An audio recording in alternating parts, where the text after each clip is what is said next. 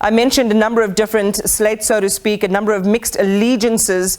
What does this, mean from your vantage point for the success of a unified conference? Look, let's just be honest. All the candidates who are competing there, they come from the same faction of Cyril Ramaphosa.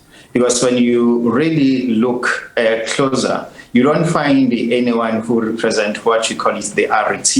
And so I think what is going to happen there is just a preference of personalities. But so far, if you look at the numbers, because what we had now is that Peggy, she might be deputizing Sihle Zikalala. And so it puts Sihle Zikalala in a good position with his slate to really be the winner of this conference. And so, as I said, there is no Taliban.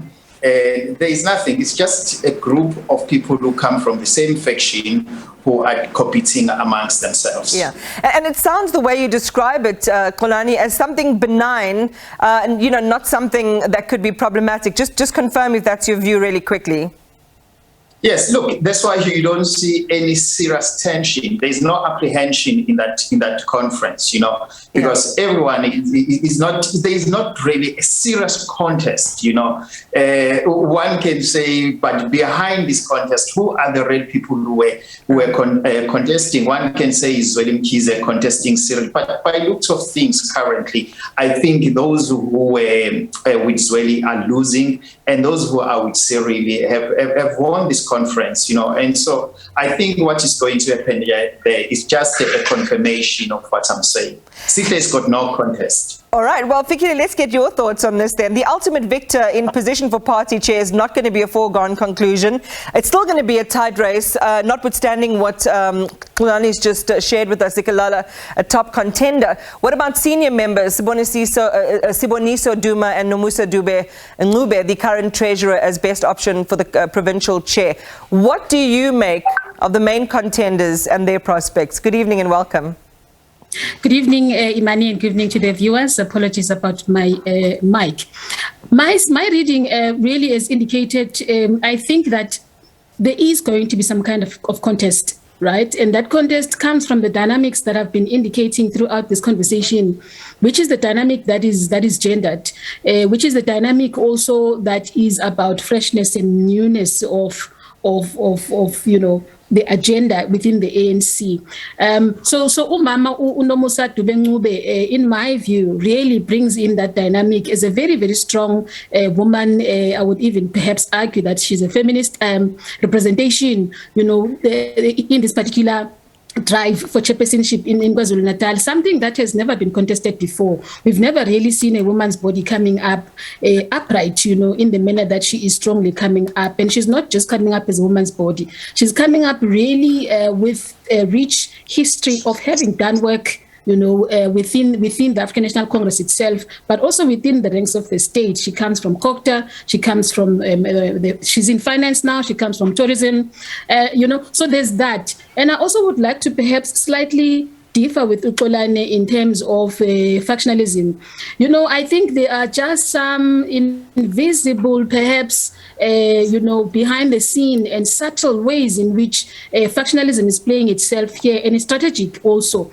In a sense that we've seen Xolani Usandile Zungu consulting with the former president Jacob Zuma. You would have also heard in another conversation also, talking about the importance of visiting Nkandla before you come to even this conference. The prayer session that went to Nkandla by the leadership, most of whom are really contesting chairpersonship.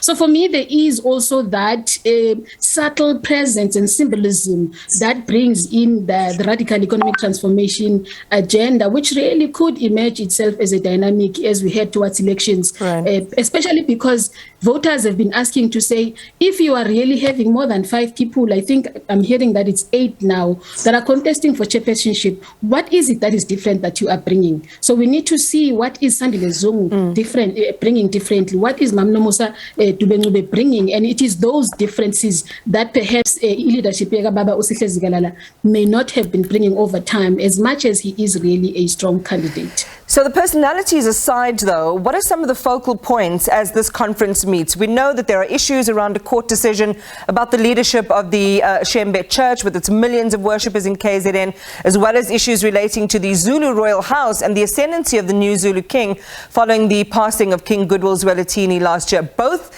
incidents in which the ANC says it's being incorrectly blamed for. So those are two issues on the one side. And maybe we'll just park the election fortunes for a moment and deal with that. Xolani?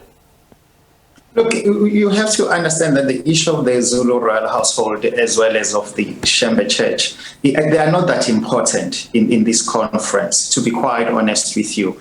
And also, if these two issues are important, others would factor the issue of the skewed economic distribution in our province. Others will also talk about the victims of flood and also of the July unrest. And so in this ANC conference, they don't discuss the substance issues that affect the society as well as the posture of the organization, but is more about them preserving in this political space. And so I don't think that these issues are of importance to them. Well, I don't know, Fikile, if you have a view on that, but I want to then go to the party's election fortunes. And that's something they've got to think about quite seriously. After performing badly in the 2021 local government elections, especially in KwaZulu-Natal, that's where they lost several key municipalities to the IFP and the DA.